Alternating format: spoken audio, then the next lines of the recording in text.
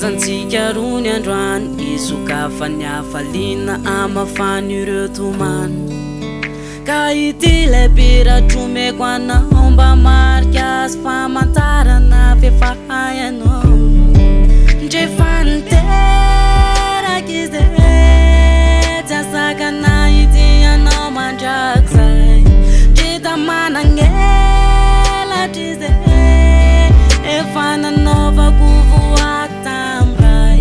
fity mandrapafatiny ay mandrapafatiny anao tsy terena fa safidy io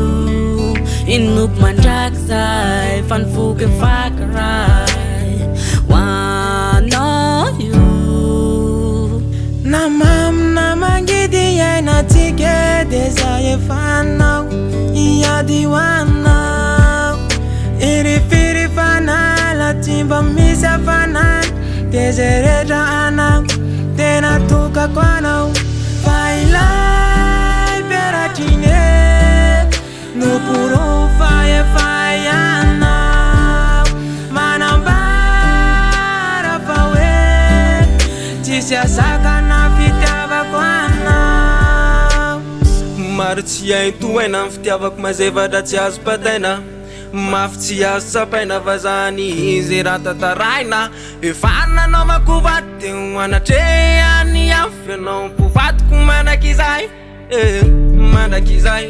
tsy maty fa tony afy miredareda ato anatiny fitiavako anao malala efa androany ihany ko lay fotoana efa natokana na masina neny ambony atara na iza na ratsy na iza nkala izaho tsy ala vazety onadala fa io ritade fa io kory mama isarana nareo nandray azy tsy salasala